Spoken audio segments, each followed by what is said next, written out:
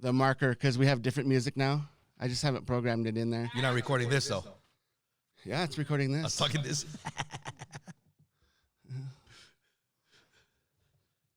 Oh, yeah. I like this. Who created this beat?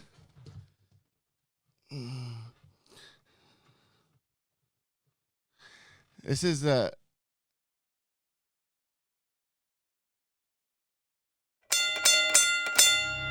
Bring it on, yeah. Come on and get some. Yeah. I know you want some.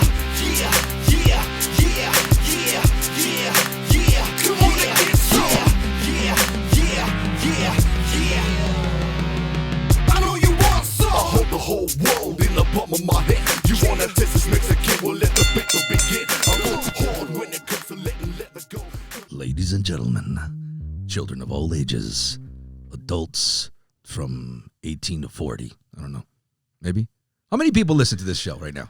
Man, so... You got like lots of age groups from like little kids to like old senior citizens. Yeah, it's a pretty wide variety of people. Mature. Don't disrespect. And recently hit international airwaves. Dang. So which is nice. So you're like a pit bull now, the pit bull podcast. All the you're Mr. Dale. Yeah. All right. Mr.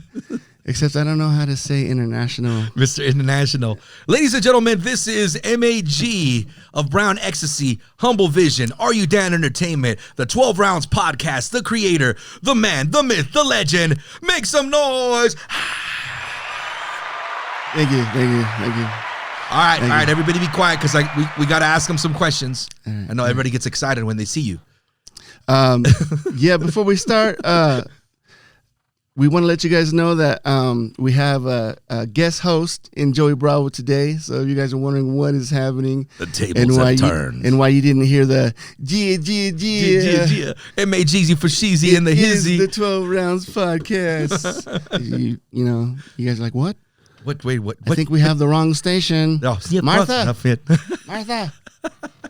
Martha, this is the wrong station right here. All. I told you to put on my favorite podcast, and my favorite podcast is called the 12 Rounds Podcast, the apparel of the podcast. There was 2, there was 3, and then you put the wrong one. There's this really loudmouth guy right now talking, and I'm not really liking this. So where's the 12 rounds, Martha? Where's the 12 rounds? Ladies and gentlemen, so we decided... because M.A.G. was talking to me one day and we were talking about this podcast and how much I love this podcast. And there's a lot of people out there that have been enjoying this podcast since the inception of this. And for me, I think it's amazing, man. It's amazing because you've always inspired me since I've known you. Since the day that I met you, you inspired me right off the bat, man. I've had, a relationship with you as a friend before music ever came into play. And I thought to myself, people got to know about you, man. And you ask all the questions. You're over here asking questions. Everybody asking questions, but nobody's asking you questions. Like a 5-year-old. Yeah, no, like a 5-year-old. Nobody's asking you questions. And why are you doing that? And now I'm pointing at you right now. So I know all you that are listening to this podcast have grown to love it as much as I have. I really want to know a little bit more about M.A.G., the man, the myth, the legend.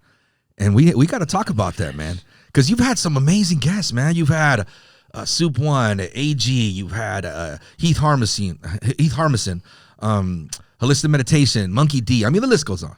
You have some really good. Yeah, man. It's been a pretty wild little first season, man. Yeah, dude. I feel blessed. Everybody that's come through has been so receptive to the whole thing. Yeah, and been like just a real active part of blowing this thing up. Yeah. I have some personal favorites episodes, but I'm not going to mention those because I don't want people to get salty and be like, oh, you didn't like mine? What? How can we? Was it something I said? What did I say that you didn't like? But there's been some really good ones. One of them in particular that stands out a lot is the one with Israel Salinas. Yeah. And why? Because I did see some similarities in some of his story, but one of the things that tripped me out the most was his story about the afterlife. Yeah, that was crazy, dude. That one tripped me out. If you guys haven't seen that one, look it up. It's 12 Rounds podcast. Israel Salinas is the guest on that one, but he tells you about his experience when he was gone, because he was gone for a few minutes. Yeah, I can't remember the time frame because I was just blown away. He flatlined, yeah. Yeah, because I mean, when we were talking about it, we started talking about it off camera. So I was like, whoa, let's save it for the pod. Also, he had told you how long he was gone for. But yeah, well, there was a bunch of stuff that was being said, but for how long he was gone for, or flatline for, either skip my mind or something, because all the other stuff was much more compelling than the time frame he was gone for. Yeah, it's a trip. But either way, dude, like, what a blessing. I mean, just like he said, it's kind of a blessing and a curse to be able to experience that. You know what I mean? Because most of the time when you hear about people, oh, I died, I was dead for, however long, but they don't ever remember anything. They're like, I didn't see no light. I don't remember anything. But he was blessed with the opportunity to remember all of that. To remember it. That to me was a trip. Now, to me, that's almost like the perfect example of the 12 rounds, because sometimes you feel like you died, man, and there has to be a rebirth for you to move forward. Yeah. It's such a momentum that is unstoppable. And I think that's kind of what happened with him, Yeah. As far as what he's been doing and all the things, his accomplishments, he's been doing some really amazing things. Yeah. And same with you. There's been many times that I've sat with you and we've talked, and you've been at some low points in life, man. And you've helped me just the same. We've been together talking about everything. We talk about our kids. We talk about, like, me and you are like brothers, bro. We're not related by blood, but we're like brothers.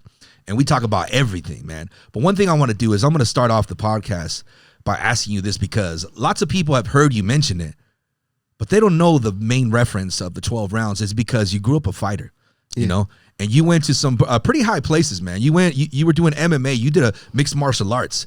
Now, I want to know a little bit about that experience in the beginning to the fruition of winning here in the state, And not only that, but I want people to know what it feels like for those that have never been in a ring. Because I was talking to my daughter the other day. I go, every time I see a ring, it's weird. I smell leather, sweat, and blood. Yeah. Like, you know what I mean? Right? Yeah. And you get that weird, like, you almost get like that weird, like that switch, Yeah. And people know me and you, know us very well, and know how much we joke around and how much we goof around. But there's a switch, man.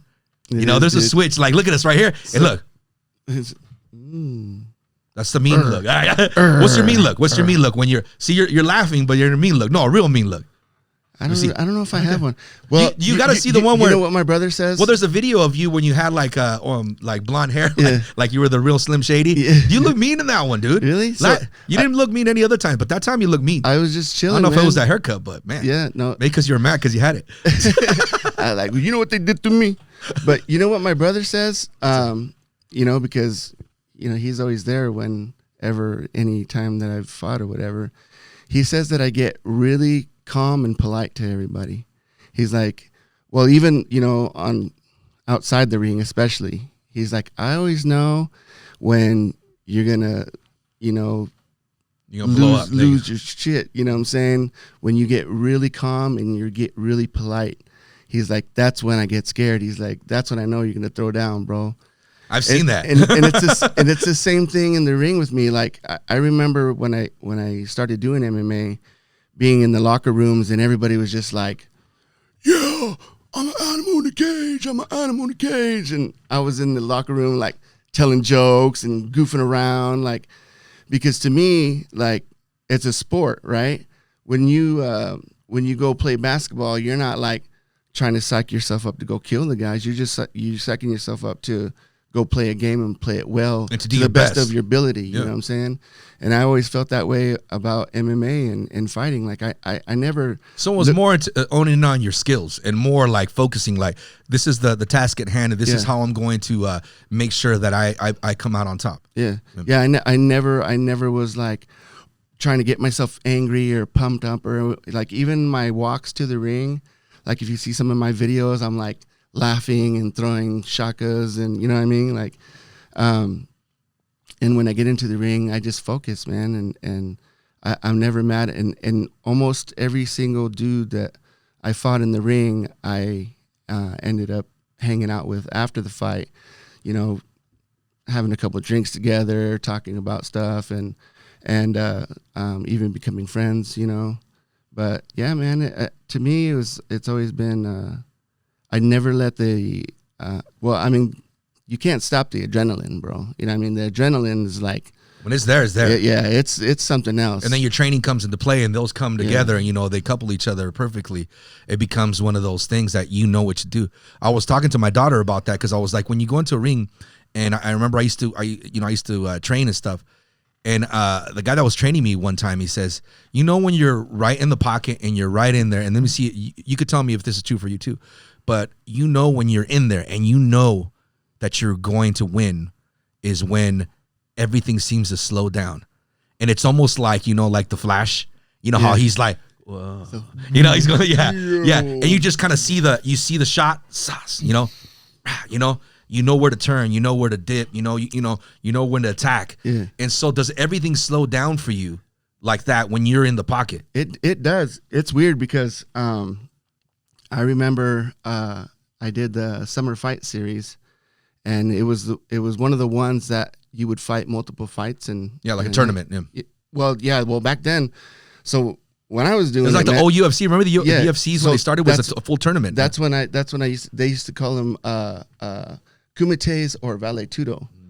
So kumite, isn't it the one where the kickboxer fought? It's all the same kind of thing. It's just kind of a different version of it. So basically, it's just like a round of mixed martial artists or multiple rounds of mixed martial artists fighting. But I remember the dude that I was fighting.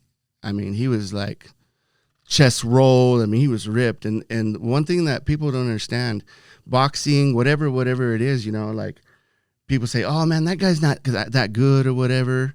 But they don't understand that the other guy that's fighting in the ring with them has trained just as long and just as hard to get that win, And it's really the physique and the look doesnone bit. No. And that's one thing that I learned. And I'll tell you that story, but go ahead. Yeah, no, and that's what at the guy, one of the guys that I fought at the summer fight series, he he came out and chest rolled, freaking just ripped, bro, and everybody thought he was gonna take me out, and I'm flexing over here for the camera. This is for the camera or off camera because I heard it.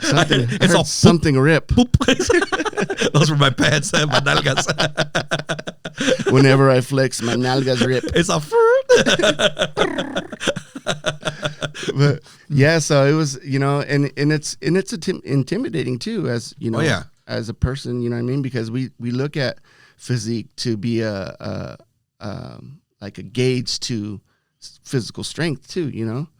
But in this, I mean, the dude was strong, man. He picked me up off the ground and slammed me down and stuff. But at the very beginning of the fight, he took my back, and I panicked, dude. But then I was just like, I took a couple breaths.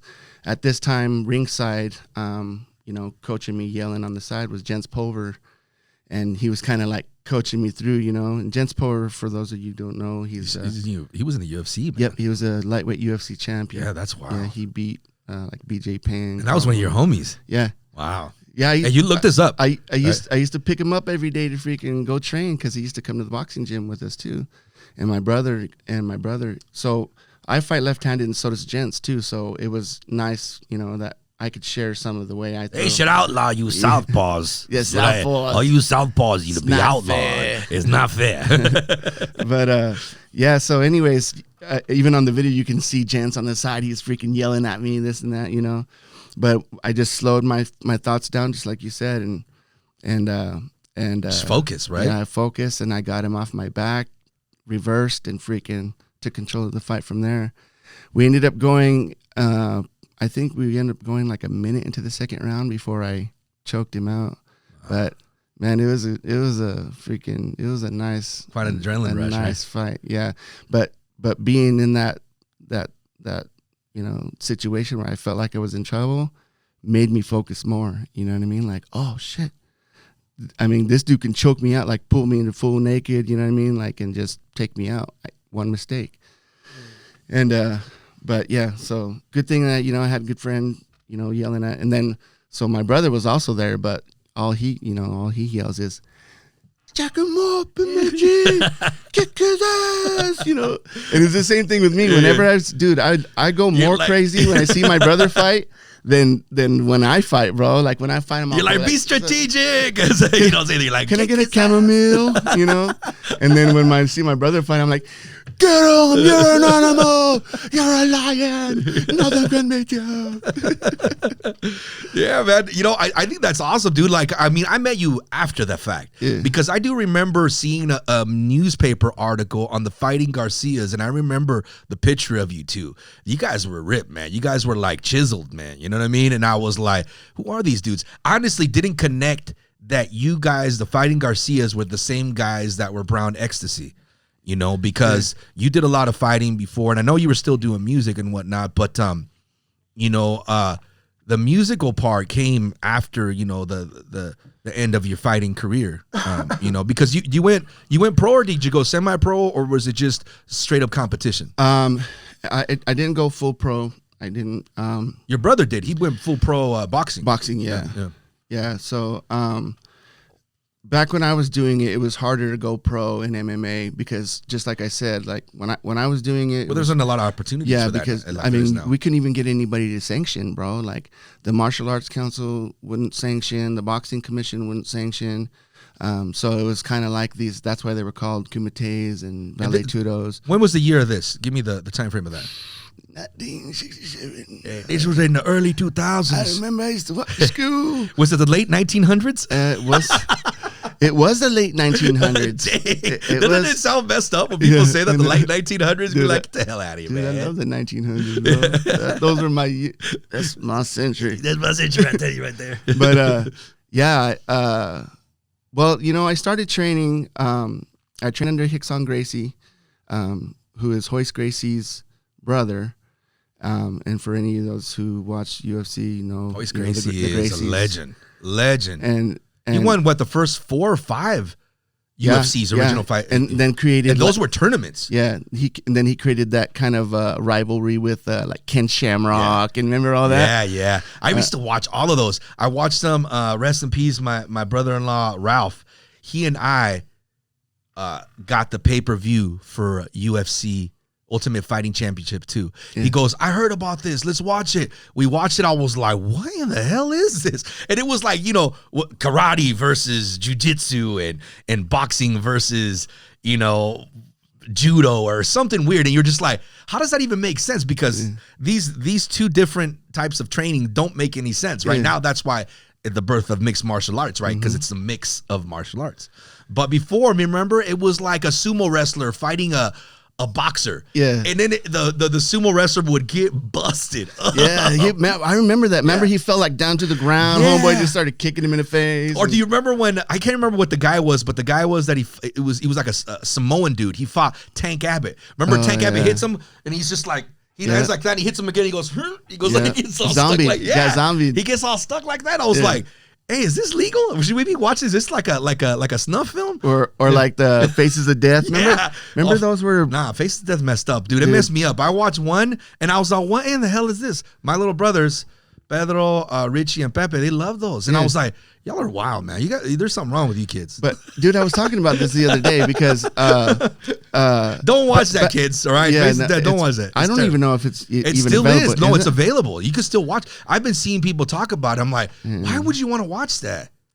That's just nasty. I was talking about this the other day because it's funny that the things that are available to the masses now don't affect the people the way they would affect us back then. Back then, yeah. Well, because they're desensitized now. People are. But at the same time, like we would watch it, and we'd be like, no, man, I don't want to watch that again or whatever. You know what I'm saying? But at the same time, our brains were still so. Like less tainted, I would guess you'd say. You know what I'm saying? Like we were a little bit push more the boundaries. We were a little bit more pure still back then. I don't know. I don't know. We were watching Porky's at freaking elementary school. But I remember it didn't But like some kids now, you show them a film like that, then they're compelled to become like this crazy freaking porn addict. You know what I mean? I and see like what you're like us, we'd be like, oh, we just saw some movies, and then we just go outside and play. You know what I'm saying? Yeah. There's just too much of it, like steady being fed. Yeah. It's been spoon fed like consistently. Yeah. Before it was like you said, little spurts here and there. But now there's so much of it. Yeah, it was a different thing back then. Yeah. We totally went off topic. So back to the fighting part. That's what happens, dude. I was like, oh, Faces of Death. You remember that? Hold up. Let me talk about Faces of Death. But yeah, dude, I do remember that when freaking homeboy getting zombied and he saw. It got hit hard. But back then, I think the only rules were you couldn't poke in the eyes. Or growing shots. Eagle claw. No, at first you could. There was growing shots. Oh, that's right. What's his name? The dude that ended up going to jail. He was on Austin Powers. Joe's son. Remember Joe's son? Mm-hmm. And he ended up getting punched like so many times in the nuts, man. And I was like, does this guy not got nothing down there? Because he kept getting punched in the nuts. Remember? And he was just like, oh, Joe's son. Joe's son do. That's what he's called his karate style, right? You heard his story, right? Nah. So Joe's son ended up going to jail. That guy that he was on Austin Powers. He was in the UFC. He went to jail for rape and some other terrible things. But look at this. Then he goes to prison. Gets locked up with a pedophile, a chomo. Yeah. Beats him to death. Oh, damn. This guy's in prison for life. And he was like, nah, this dude's gonna get beat to death. So he beat this dude to death, like literally beat him to death. This pedophile or whatever. Yeah. And he's still in prison. And he was just like, he's just smiling about it. Like, yeah, I killed him, whatever. Yeah, wild, right? I mean, guys. I don't feel bad for the pedophile, but I'm just saying, like, that dude, wild. Yeah. Like, first of all, he gets remembered for freaking getting punched in the nuts for so many times, and then he goes and maybe it didn't work by then, you know? Like, don't get punched in the nuts, man. I'm just saying. That's messed up. I don't know, man. Freaking punched me in the nuts 10 times. Getting punched in the nuts is terrible. Dunzo. So, like, there's so much things that change from the inception of this Ultimate Fighting Championship, which used to be called. Now that's just referred to as UFC. UFC, yeah. Everything is UFC. Yeah, now. UFC. But now UFC, almost to me, and we've talked about this before, and I know you've talked about this even on this podcast, but it's become more of a show, like a WWE type of, like, let's carry on the narrative of this and let's make these guys pins against each other, so that way there's some drama to build up the whole thing, and it's just all that now. Creating fake wins. Yeah, creating fake wins, and it's all about the money, right? It's all about the bets, and it's all about that. It always boils down to some kind of money. So in a way, do you think to you now that in retrospect you're like, yeah, I'm glad I'm not going to do that? Yeah, you know, it's always been one of those things, like, well, you know, when we started with boxing, it was one of those things that we had to do in our family because it was the best thing they knew to keep us off the streets, right? And then the love evolved for it too. But with the MMA, it created discipline, dedication, and things like that, and hard work and perseverance. Yeah, especially hard work. But with MMA, I think because I got shunned by some of my family members when I started MMA. Because you come from a boxing family. Yeah. Right? And also my martial arts family. So my Tío Tino is the great grandmaster of Kajikembo. Oh, dang, I didn't know that. So he's the grandmaster of all, you know, he's under Gaylord. I was going to say something to the Master Gaylord, but anyways, yeah. So I was going to reference Meet the Parents. But anyway, so and you know, and I trained Kajikembo, and Kajikembo is the original mixed martial arts, because Kajikembo is just like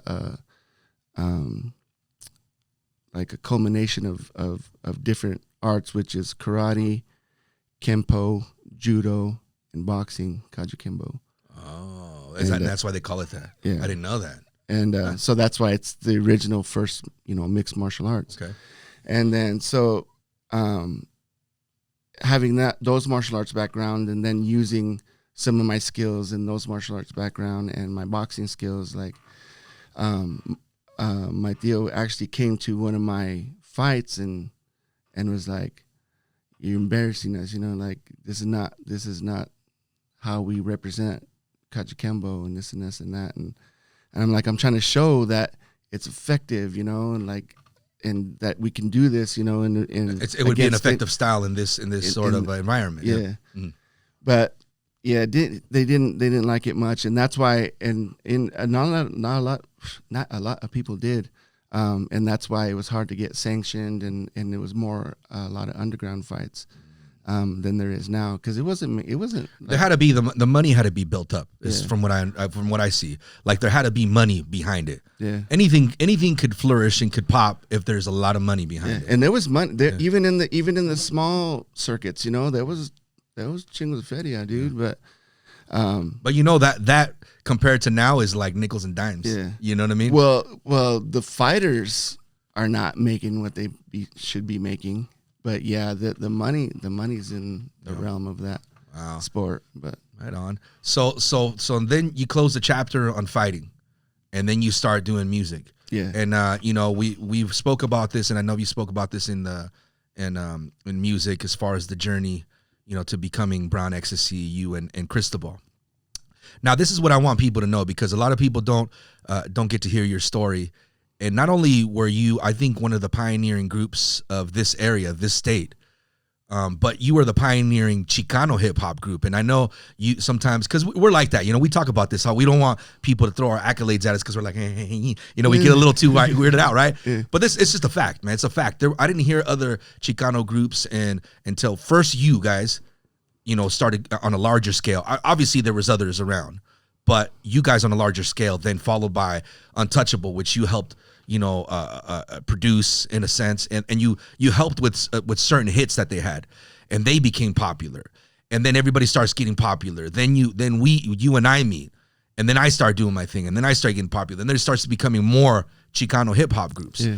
And for me, one of the things that I would always do was like, I'm a Chicano, right? I'm you know, of Mexican descent, but I'm not trying to just be one dimensional and just do Latin, you know, music. I'm trying to do hip hop. Yeah. I'm trying to be, you know, a lyricist and whatnot. So you were like one of those guys, like, yeah, I know this dude's dope. And so Andy P. Shorty from Untouchable, he hits me up. I record a song with him. Then he goes, you know who, man, I know this guy would freaking do some amazing stuff with you. And that's what he told me. I was like, I know him.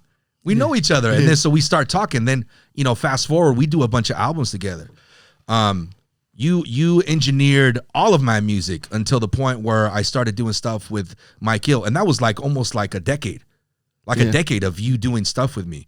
A decade of doing stuff with a lot of artists. Matter of fact, I found those Lowrider Vision DVDs. Oh, man. Yeah, we got to put those out, man. Yeah, dude, and you're on there, and dude, you look so young, bro. Not like a little kid, right?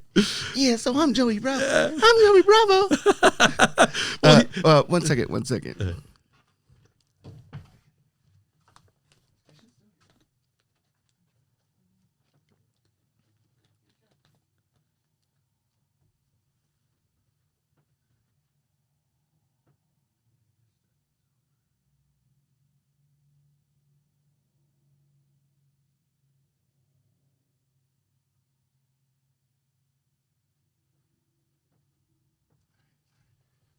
I'm just gonna go like this when I do that again.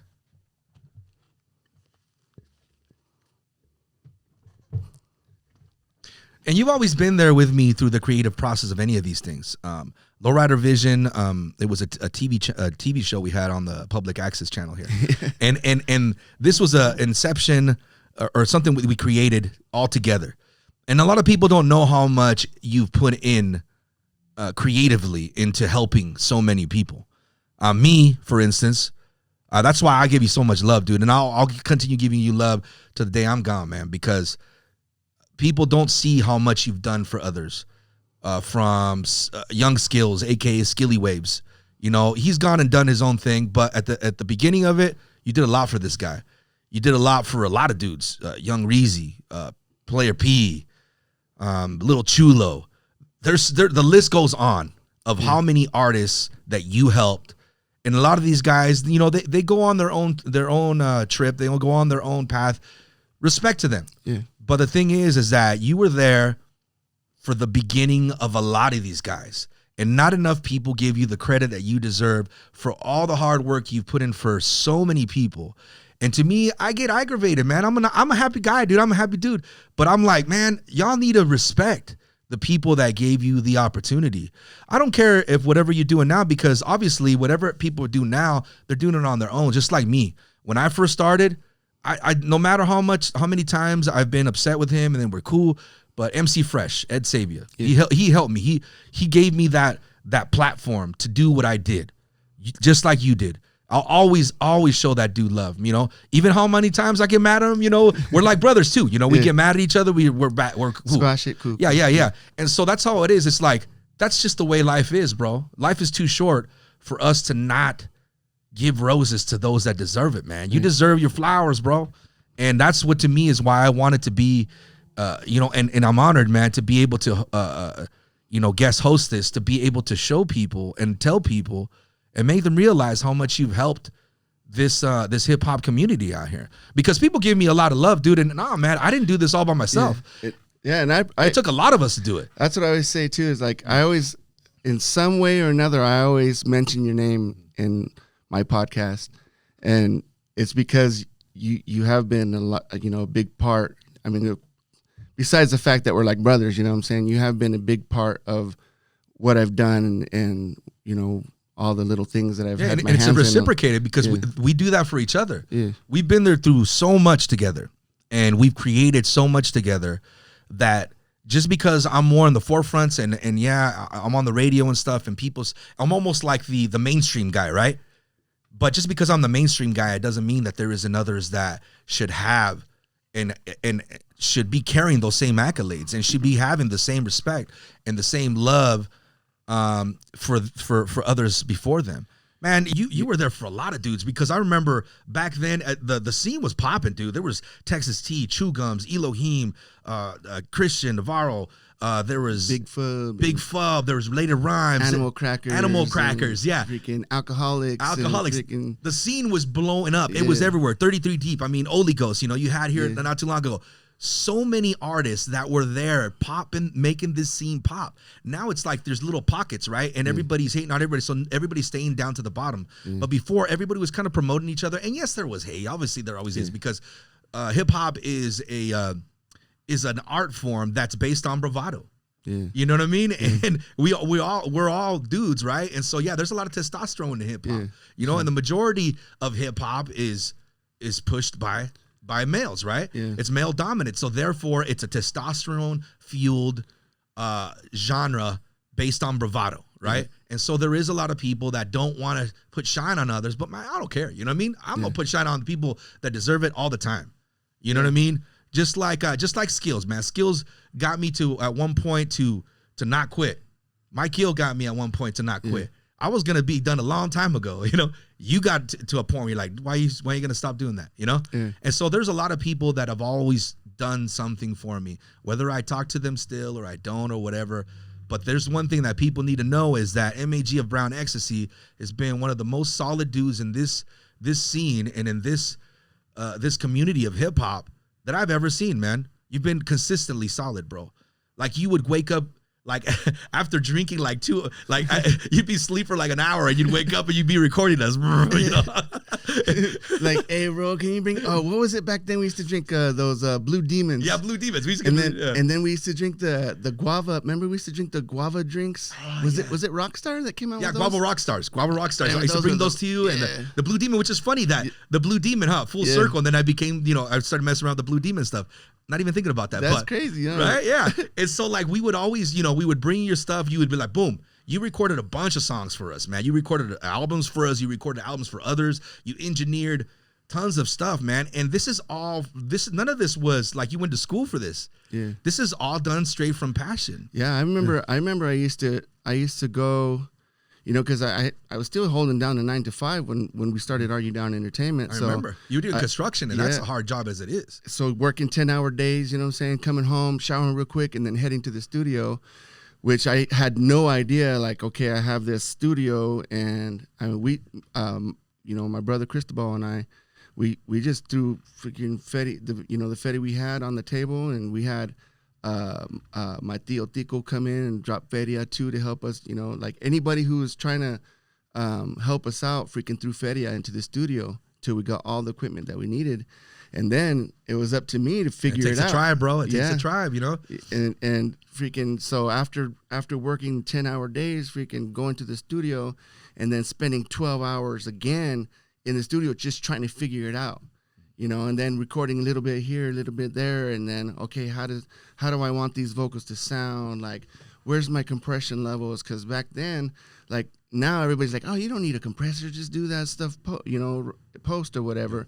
But it's not the same sound, you know what I mean? And it's like the home studio guys are just getting lazier and lazier.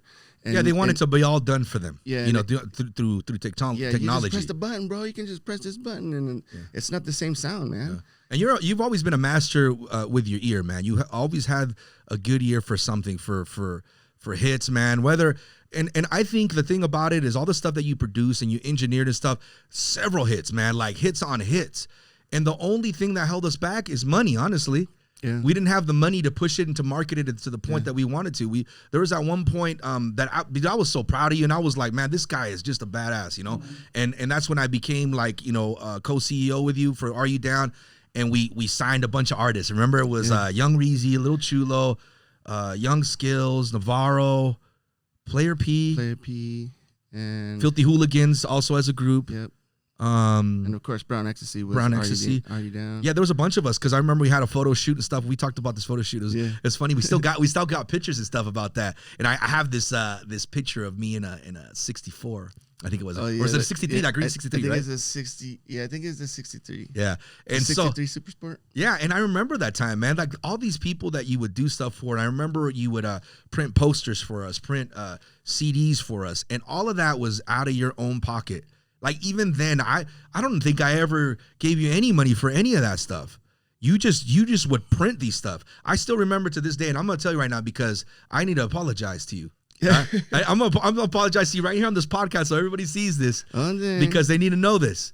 All right, you printed a stack of Filthy Hooligan posters for us, and I remember this. I still remember this to this day, and I think I still have one of those posters. I didn't like the picture because I looked like a goof, right? And I think Skills didn't like it either. Yeah. But you took it upon yourself, like, I need to get these guys posters. Yeah. And you printed these posters. And you were all excited and happy to show us these posters. Yeah. And you printed our CDs, and I was like, hell yeah. I saw the poster, I saw the picture, I was like, damn, I look like a way, you know? I think I remember that picture too. Yeah, and I remember me and Skills were making fun of each other, other. Not you and not what you did. But I know you were tired, man, and I know you had put your money into the posters, and you probably didn't have much money because I remember you were always struggling, and we were just making fun of each other. But obviously, to you, when you were like, man, these motherfuckers, you know, like I freaking put my money into this, and I remember you got pissed. Well, F these freaking posters. You got mad at us, and I was like, damn, dude. Like I remember telling Skills, like, dude, that's not cool. He goes, I don't like what I look. I go, it doesn't freaking matter. He spent this money on it. This is not our money. He spent this money on us to promote us, man. He goes, well, I go, I don't give a shit. I'm gonna promote these. Yeah. I don't care that much about my image. You do. Remember, that's what he was all about, his image, you know? Yeah, but you know what's funny is I don't even remember that, bro. Yeah, and I do, but that's what I'm saying. I remember that, and I apologize because I thought to myself, like, now being, in retrospect, being older and knowing that, you know, we're investing in ourselves, we're investing in others, like little things like that will be like, man, they don't know the struggle, right? Like people don't know, like even the people that are watching this don't know the struggles that we went through to try to make others succeed, to try to help others. Yeah, back then there was no freaking, you couldn't just throw, you know, like you had to have distribution to get on iTunes and all, you know what I'm saying? And then YouTube was a platform, it was for Vines. Yeah. It was not like it is now where people are using it for, you know, podcasts and, you know, or monetary gain. Yeah. And see, the thing is that people don't ever understand the struggle behind it, you know?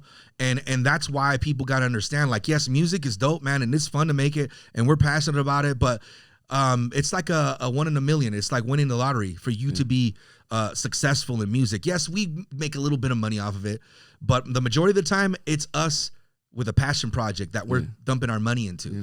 And so people don't see how much of a struggle you put in through all these years to help others, for people to turn their back on you. And to me, that is upsetting.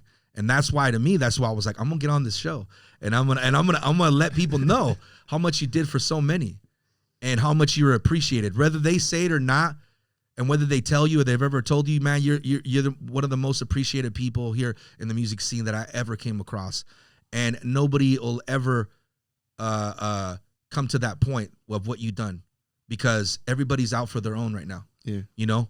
And yes, there are little groups. Yeah, but not like what you did, man. You know what I mean? And I hope there is. And I hope I get corrected and somebody says, hey, this guy's doing all this for so many. Yeah. Because you know what? That's cool, man. But you know what? What you did and what you invested for so many of us goes unseen. And you struggled a lot to do that for us. So that's why I really want this for you. This is you, man. This is all you. And this needs to be successful for you. And because just like you helped people before, you're helping people even to this day, telling their story of struggle, telling their story about how, you know, they felt like they were done, man. And then they dust themselves off and they had to get back up and do it all over again. Claw their way out of a hole, out of a place that's something most don't ever come out of, man. Yeah. And I've seen you do that too, several times, bro. We've seen each other do that several times. But sure. we're sitting there going like, hey, and then we got to call each other like, you know. Yeah, dude. You know? I mean, dude, there's been many a times, bro, that you've been the kind of the saving grace, you know what I'm saying? That I called you, like, freaking pump me up and be like, no, bro, check it out. Like, this is what's happening, you know? This is just a little hump, man. You got this, man. You already came this far. There's no reason, you know what I mean? And that's really, you know, that's really where all this stuff comes from, man, is all those little battles that we have to deal with. And a lot of people see the 12 Rounds podcast, and some, you know, there's people that are like, freaking now he's trying to do a podcast, this guy, you know what I mean? But why not? Well, but right? But on top of that, they don't understand what's also going on in behind the scenes. Yeah. And with me, like I told you one time, like, this is way out of my element. This is way out of my box. This is not comfortable for me to be a talk show host or be up here, you know, being vulnerable and you know, having people in front of me asking them to be vulnerable as well. You know what I mean? But I feel like, you know, Navarro asked me, man, we always have to have a why, you know what I'm saying? And when you find your why, then you can start putting your passion there, you know? And it's crazy because all these things have started to come together, man, that I've experienced in my life. And just the other day, freaking, I remembered, I was still doing construction, man. And, there was this psychic lady that would always be on Fridays. She would always be available to anybody who could get through the lines, right? And you could call her and you could ask her a question and all this stuff, right?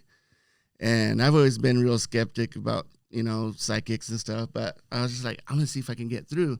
And we're all taking a break inside the shop where we worked at. I think it was like a rainy day or something, but I remember calling and getting through, bro.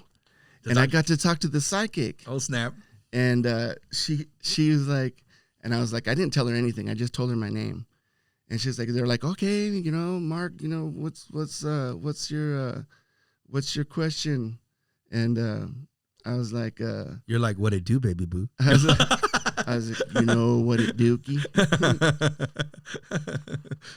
But no, I was like, I you know, I wanted to keep the information that I was giving her real minimal, you know. So you're like, let's see if she's real. Yeah, just exactly, yeah. Bro, you know.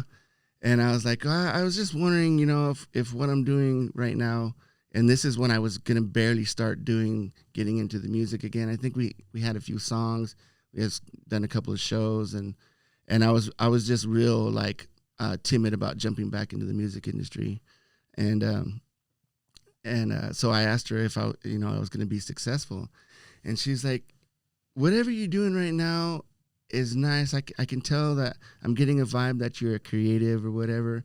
She's like, and what you're doing right now is okay. She's like, and you'll do good with whatever you're doing right now. She's like, but this is not where you're going to shine.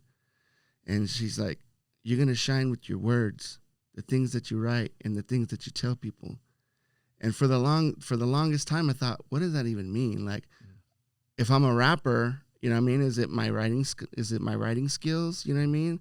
Am I going to be this like phenomenal writer? Like all of a sudden I'm just going to get it and it's going to click and I'm going to be this phenomenal writer where people just like look at me like I'm some sort of, you know, ultimate storyteller. Yeah.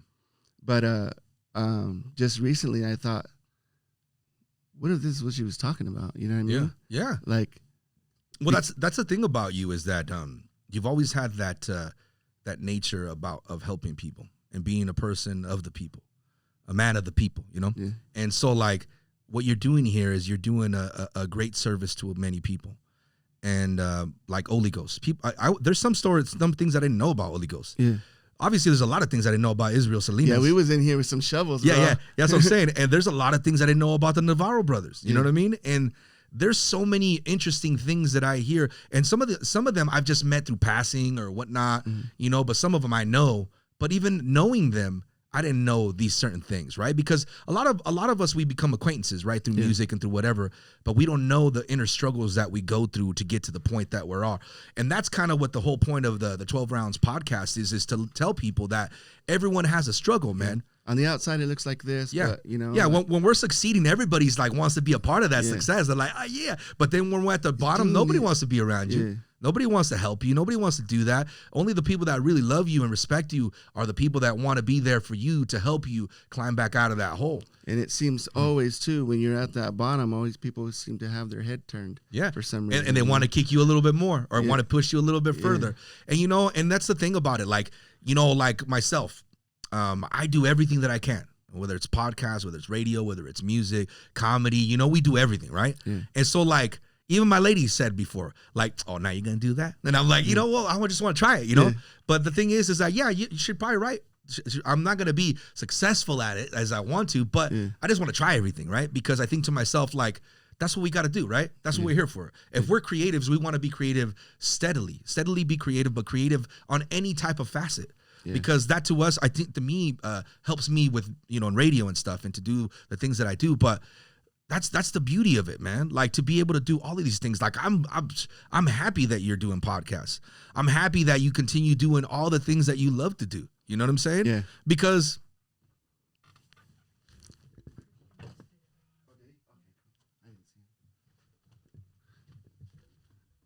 if you didn't continue doing the things that you were doing, then we wouldn't be here right now, right? Yeah. And so that's the thing, man. It is the 12 Round podcast is one of those podcasts that shows inspiration through the perseverance of people, through the downfalls of people, through the upbringings of people, through the fight that we have within us, right? Like we're not down for the fight. There's moments that I have even in professional life that I'm like, my lady knows, like, I'm like, I don't know what I'm going to do now. Yeah. And my lady's like, you're going to be all right. You're going to figure out a way. And I go, you always do. She's right. I'm going to find a way, you know? And I'll tell him.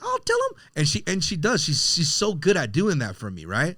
Because, you know, and we need somebody like that, right? Us brothers, we're brothers, man. Like when I send something to you, I'm like, what's wrong, dude? Let's talk. Yeah. Because if there's not somebody like you, like my lady, I'll be that guy. Yeah. Because the thing is that we have so much more to offer, right? And they see that, right? People from the outside looking in see what we got to offer, and that's why we shouldn't stop. Yeah. Because we're not. And I told you this on the very first podcast that we were in, man. I feel that a person as a creative, sometimes I feel that we get purposely placed in these holes, in these deep, dark holes on purpose. Because this energy, the God or whoever's up there purposely puts us there because he knows that we're going to fight our way back out, and then we're going to know how to get back to the light. Yeah. So because of that, now we can express that and express that to the people that are around us that we want to help and show them how to crawl yourself back out of that hole into the light. There's you got to spend a little time down there in the darkness to find the light. There's a lyric in one of my songs from the Por Vida album, and I always believe it too, and that's why I said it in the song. But I said, God knows how much we can take before our soul will break, you know?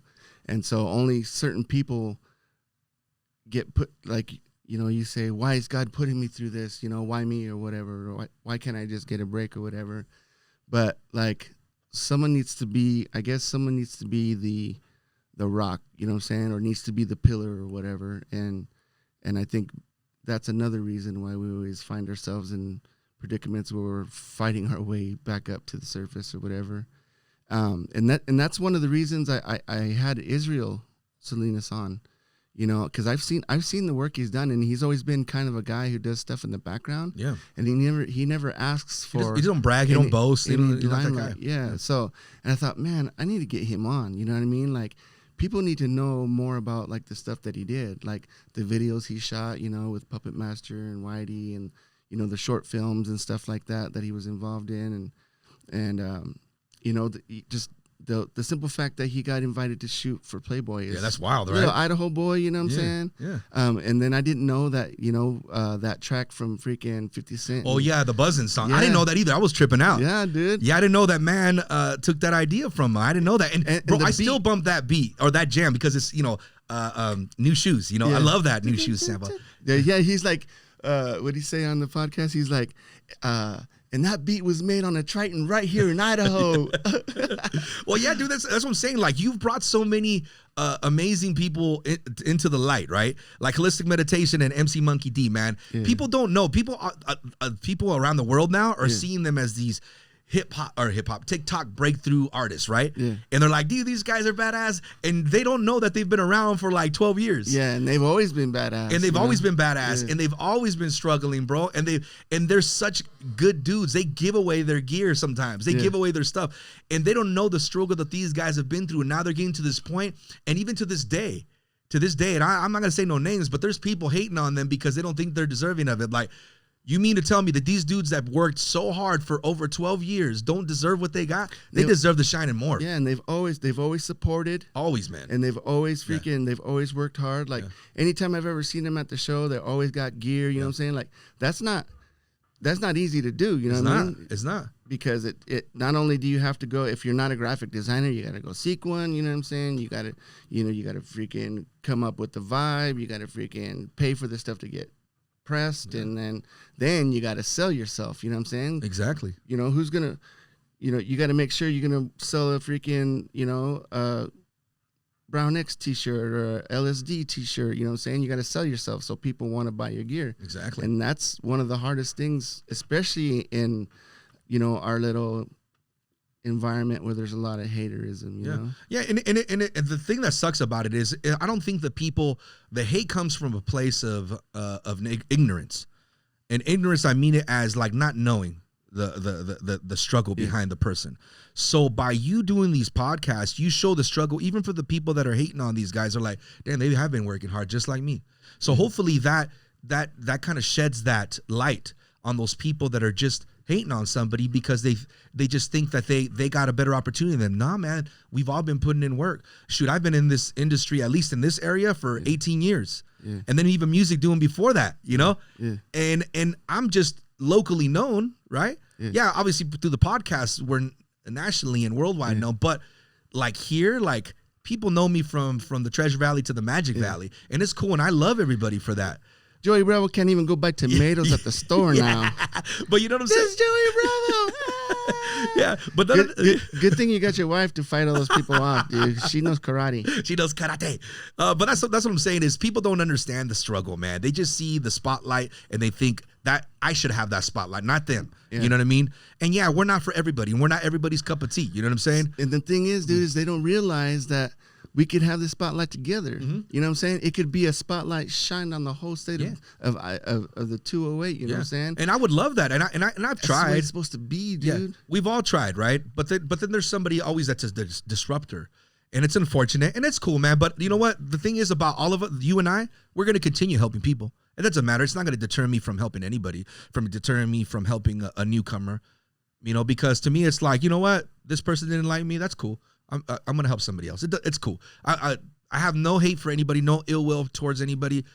I hope everybody the best, man. Same with you. There's no point in us living life and moving forward with hate. Hate is a weight. Yeah. Hate is a weight on your shoulders. It's a weight on your legs. It's weight on wherever you want to put that weight on. Yeah. And I don't need that weight, man. So I don't care. Yeah. You know, you do you, boo, baby boo. You know what I mean? Like, I got love for you, regardless. Even if you hate me, even if you talk smack about me, I still got love for you, man. I'm gonna fight hate with love, man. That's how we do. Yeah. And so like this right here, what you're doing is an amazing thing, dude. And that's what I wanted people to know about this interview, is that you are a man with your own internal struggles that is still here trying to help others fight through theirs. And one thing too, man, is like the, you know, they wouldn't know is that, you know, I'm doing this thing, I'm learning as I go too, and I'm sharing my learning experience with everyone. You know what I mean? Like I didn't go and practice, you know, forever to try to see if I could become a talk show host or whatever. Because just like I said, man, this is out of my element. This is not the type of dude I really am. You know what I mean? But felt compelled to do this, so I'm doing it. Like, you know, God or whatever energy, you know, like how we said earlier, says that this is what I'm supposed to do right now. So I'm doing it, you know what I mean? And so on top of that, I'm sharing, you know, being as vulnerable and sharing all my, you know, stumbles along with everyone that's listening, you know what I mean? And that's, I mean, I don't say it enough, and it's because I'm still I'm still trying to learn how to be, you know, in this chair, right? But I have so much gratitude and so much appreciation for everyone that takes the time, their time, you know what I'm saying? They could be spending anywhere else, doing anything else, but they choose to you know, listen to this podcast. Yeah. And I couldn't be more grateful for that, man, you know? And now, you know, we've breached borders and went international, you know, now hitting Brazil and Spain and It's beautiful. Germany. It's beautiful to it's to a hear crazy that. thing, yeah. And like, and to everybody who's out there in these other countries too, man. Like we've all had our struggles, right? We came up from nothing. Like we've talked about stories, and I don't know if I've ever said it, but I talked about having a dumpster dive just to have some food for the day. Yeah. You know, I talked about I don't know if I told you this one story when I was dumpster diving, right? And I was throwing a bunch of like.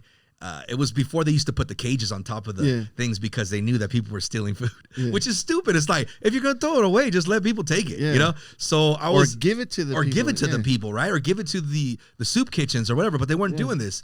This is a long time ago. So I went with my grandpa and my stepdad, and we were in this big dumpster, right?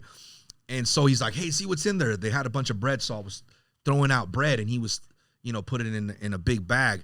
And I saw a bag of chips, and I was like, yeah, I'm gonna give you a bag of chips, because there's only one bag of chips amongst all this bread. And I was like, yeah, boy. So I open up the bag of chips while I'm throwing the bread out. I'm going like this, you know, just going, and I'm throwing it. And then I grab one. I'm like, oh God, that's freaking bitter as hell. What the hell?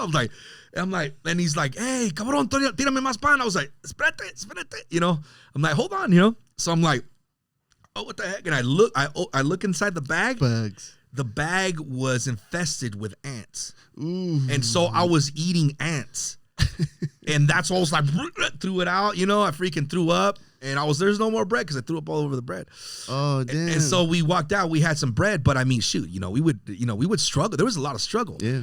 But what I'm saying is that from that struggle to like not having anything and like really going to sleep like hungry, you know, in the United States of America, like this is not supposed to happen, right? Supposedly, right? Yeah. You know, we're supposed to be living the American dream, right? Yeah. It ain't like that. It ain't like that for a lot of us, you know, a lot of us Latinos, right? Coming up. And so like we came from nothing, right? To something. You know, you were raised by a single parent. I was raised by a single parent.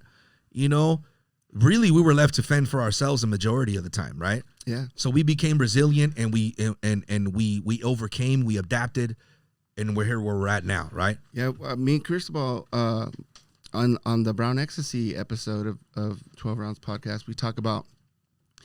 I think I said it pretty quick or whatever, but we used to play at this recycling center, and in the back they would have all the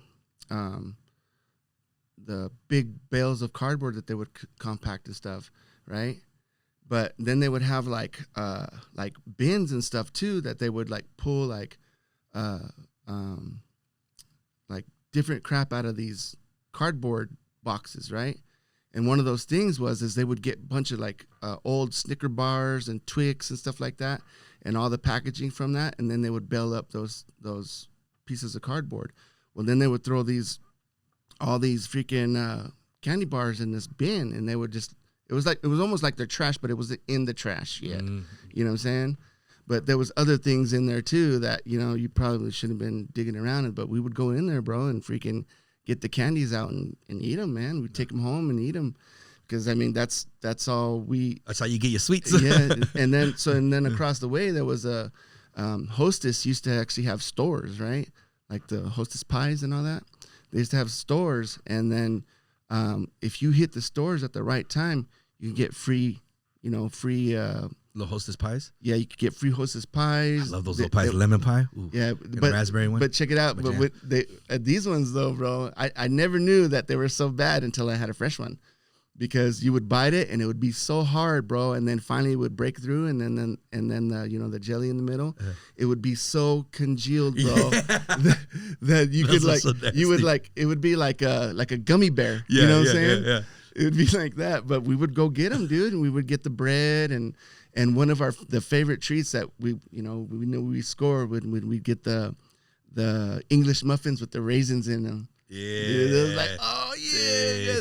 But they would give it to us for free because they were all going bad or whatever. But that's how we did it, man. You know what I mean? Like, imagine telling a kid to do that these days. Yeah, they're like, hell no. You know what I mean? Yeah. But that's the thing is that, and I've said it to you before. At one point, I told you, that's our struggle, right? That's how we came up. That's how resilient we came.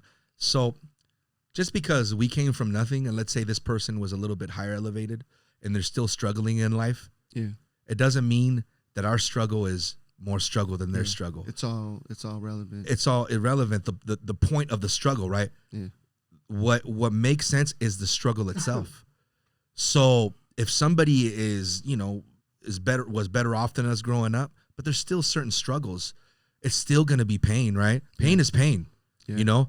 So the point is, we all go through our different types of struggles and our different pain, and we all have a resilience that has been instilled in us through our youth and whatever. But you know what? Don't ever take any kind of thing that we say or that says here and say like, oh, they've had it worse than us, so I shouldn't be crying. Yeah. Nah, man. You know, when it hurts, it hurts. That's it. Yeah. You know what I mean?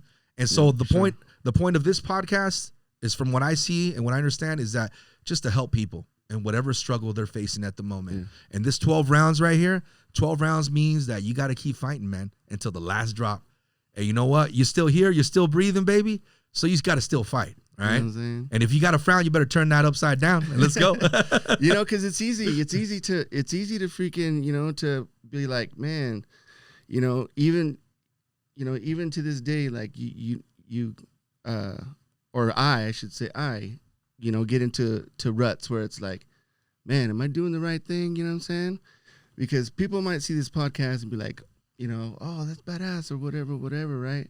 But there's still and always an internal struggle with what, you're doing in your day, right? Whether if you're working at McDonald's or if you're an exec at, some high-end firm, you know what I'm saying? Like, it doesn't mean that you're still not questioning yourself and what if the guy that's the high-end exec at a firm wants to be an artist, you know what I'm saying? And he's like, I'm not happy here, you know what I mean? I want to create, I want to do that, you know what I'm saying? So I mean, there's always a struggle in it, even with me, because I'm such a creative. I always feel like, is this where I'm supposed to be putting my energy, So it gets rough, man, sometimes, but whenever I think about what this stands for, it puts everything back into perspective, Yeah. And it's easier to say, all right, For sure, man. And you know what? And with this this episode, man, I hope that people get to see a little bit more about you and see that you're a relatable human being, and you go through struggles just like they are, and they are able to learn something or have something come out of this podcast inspired in some way. Yeah. But also one thing that people got to know is you're a jokester, man. We love to laugh, man. We laugh the majority of the time. We roast each other like all day long. Yeah. You know what I mean? I'll roast myself, look at the mirror, and after I shave my head, I'll be like, what's up, baby butt haircut? You know what I'm saying? So baby butt haircut. Yeah, so with that being said, we're going to end this episode with a little something special that I'm going to be creating with Sway of Sway and Liz, and I like to call it Jalapeno Business. So this is how it goes, man. These jalapenos that just appeared right now, we're going to play a game called Jalapeno Business. I'm going to ask you some questions that I don't think you'd want to answer. So if you don't answer the question, you don't have to. You don't have to answer the question, but you have to take a bite of the jalapeno. All right. Now, to make it interesting, since I'm the host, if you do answer it, then I got to take a bite of the jalapeno. That's why there's 2 jalapenos right there. I'm hoping we don't have to eat both of them, but hey, if it happens, right? Wait, how many questions are you going to ask until these are gone? I don't know. We'll figure it out. What's the premise of this show again? That's it right now. This is just a taste of what's going to happen. By the way, follow me, Joey Bravo 208 or Sipping Tea with Joey and Marie. Hit me up and you'll get updated on what's going to happen with Jalapeno Business. You guys are seeing the very first kind of like. This is the test run. This is the pilot. This is the pilot. This is the pilot. This is the pilot within the show. Jalapeno Business. Jalapeno. Okay, business. so I'm going to ask you some questions, all right? And like I said, you either can answer it or take a bite of the jalapeno. All right. If you answer it, I got to bite it. Okay. Okay, first off, I'm going to make it easy for you. All right. Have you ever had an STD? And if so, which one was it? I can't even think of one. You can't even think of one STD that you ever had? Come on, man. Not one? I swear. Because I'm going to bite this. I'm going to bite this. Hold on. I'm trying to think. I'm going to bite it, and I'm going to bite it right on the microphone. That way people can hear the crunch. Because these are fresh jalapenos. Because I'm going to tell you, dude, I've never been a very promiscuous man, first of all. Promiscuous boy. Every relationship that I've ever been into, I've been was faithful. a serious relationship. Not every relationship, but... oh, you got to tell me one of those relationships then. All right, I'm going to take a bite of it. I'm going to take a bite of it then. All right. This is me biting a jalapeno for those of you who are just listening to it via audio. Oh, dang it. You didn't even play no games, y'all. I'm not playing again. Okay, I'm biting this jalapeno. Well, I'm biting this jalapeno, which is hot. I got another question for you. Who has been your least favorite guest on the 12 Rounds podcast? You better take a big bite like I did.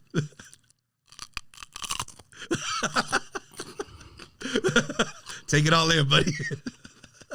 I don't play favorites. I don't play favorites. That's my boy right there. Yikes. It burns going down the throat, too. Seems a little watered down. I'll tell you what. Okay.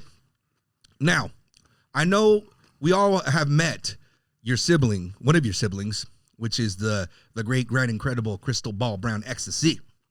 Love that dude. One of my favorite people. I've met many of your siblings, but I want to know which one is your favorite sibling. Well, me and my little brother were always the tightest. Damn, I was hoping you weren't going to answer. But I love all my siblings the same, but yeah, me and my little brother. But Eric the lover. Yeah. Rest in peace. This one's for you, buddy. God dang, that's hot. Just with that bite right there. No salt or nothing either, huh? No, I'm just biting this thing. You already sweating from the above the lip. And you've only taken one bite. Dude, don't criticize on how many bites I've taken, bro. It hurts me the same. Our pain is still the same. All right. Okay. Now let me see if I got another one for you, okay? Question for you. Wait, can we drink? Yeah, you can drink. Well, you know what? I'm not going to drink anything. Okay. I'm going to leave it. All right. I'll leave it too. Okay. You picked good jalapenos, by the way. You like that? Yeah, not only are they hot, but they're nice and sweet and crunchy. Sweet and crunchy. They're super crunchy. Man, that freaking burns my freaking chest. Okay. Next time we'll fill them with cheese and bacon. Who right now in this industry do you hate the most? Jesus. Take a big one. Take a big bite. I'm about spreading positivity, yo. No, a big bite. A big bite. He's all shaking. I don't know if you want to do that thing on camera. You know what? We're just going to give you a little taste of what we're going to be doing. That's why we're only giving it a little taste of jalapeno business. Now, this, my friends, has been the season finale of 12 Rounds podcast. So much more to come from Humble Vision Network. This is, basically the umbrella network of 12 Rounds Podcast. So much more to come from music, from podcasts to everything. These dudes are amazing. M.A.G of Brown Ecstasy, my friends, and Navarro. He's not here right now, but this is going to be for him. We're going to eat the rest of this jalapeno, you and I, because we got jalapeno business. And please follow 12 Rounds Podcast.